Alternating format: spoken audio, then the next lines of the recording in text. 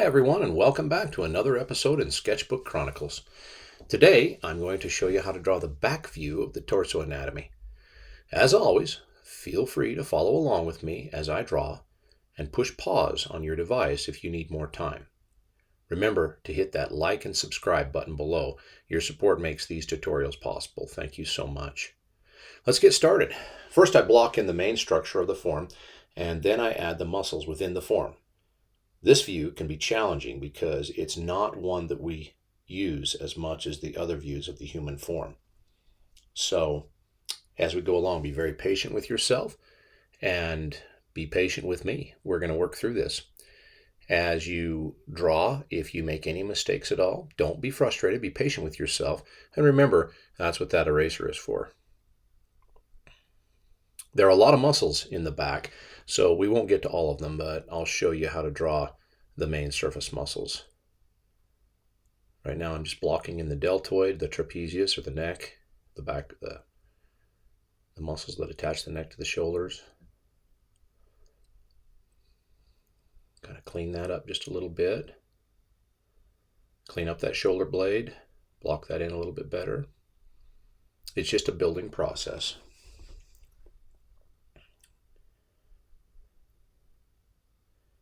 Block in the side of the latissimus dorsi, or the lat muscle, then the sacrum. Kind of block in the glutes a little bit, kind of get an idea where we're at.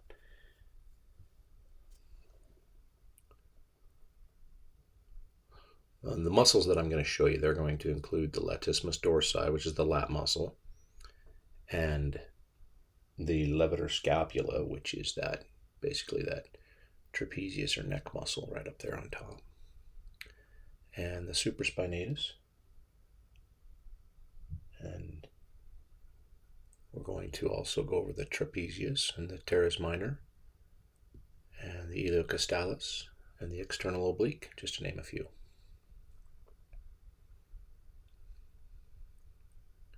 Those shoulder blades are kind of a reference for me as far as placement of the other muscles. Remember to lightly block everything in and then use darker lines to render your drawing after you're satisfied with the layout. And we're just going to block in that iliocostalis, put a little rendering there for those muscle fibers. Those main back muscles that run up and down the spine.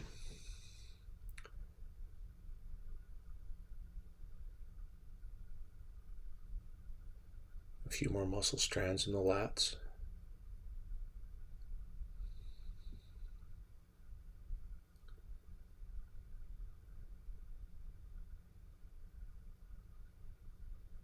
And a few of the muscle strands right there on that levator scapula. Right there on that rhomboid major.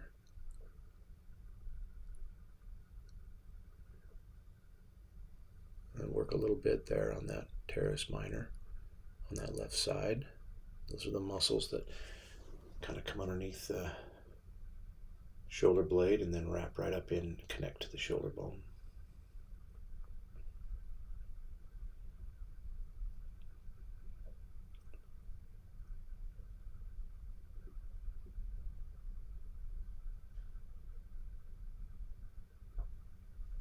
One technique, a good practice technique to use, is called blind drawing.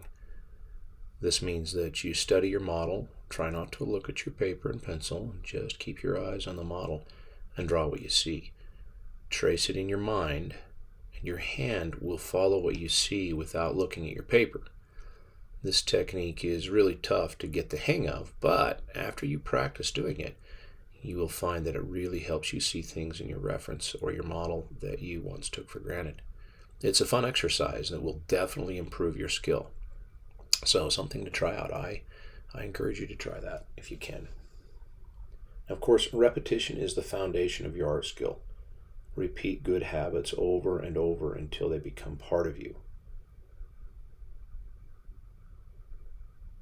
And remember, we don't always get it right the first time. Yeah, sometimes you have to to study a topic or a subject matter and draw it over and over and over. But that's the beauty of learning. That's the beauty of becoming better. That's the beauty of progress.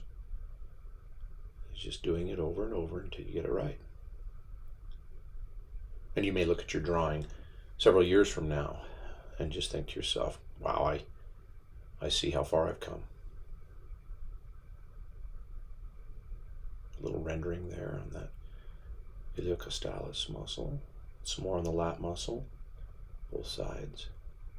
Rendering really helps the viewing convenience as you're doing a study of any kind.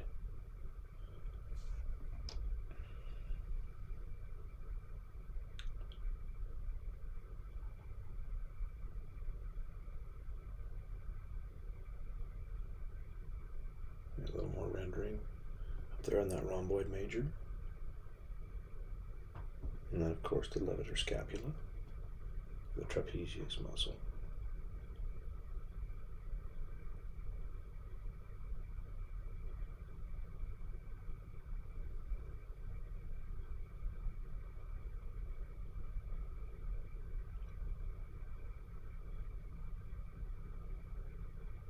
Touch up the teres minor a little bit underneath that shoulder blade.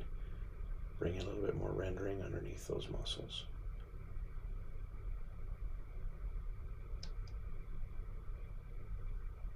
Deltoid and the teres minor on the other side.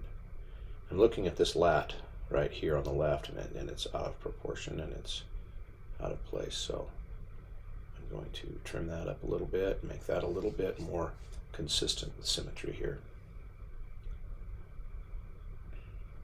Remember, I'm the first one to admit that none of my drawings are perfect. I'm just trying to give you an idea of the placement of the muscles and where they'd be located and what you'd see from a back view. And this is a rough sketch, so nothing that I can take to the art gallery by any stretch of the imagination, but hopefully this will help kind of give you an idea as you're constructing the back view of the human form.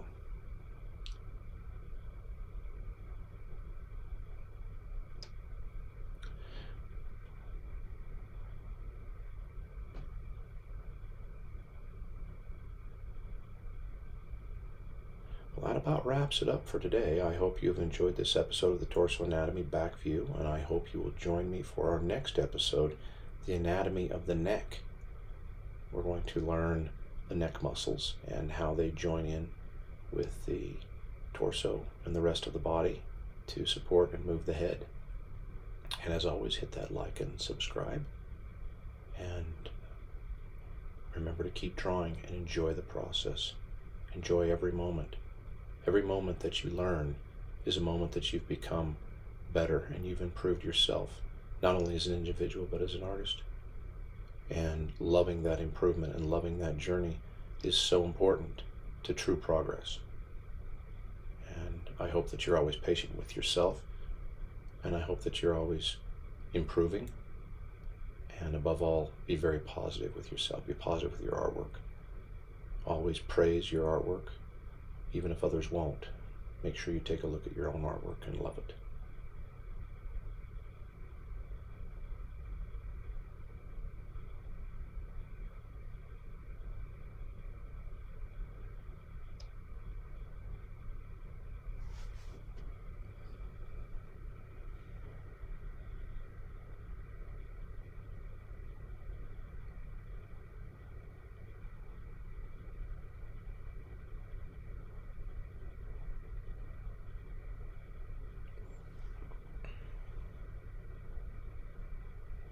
Get a little more rendering here on the external obliques.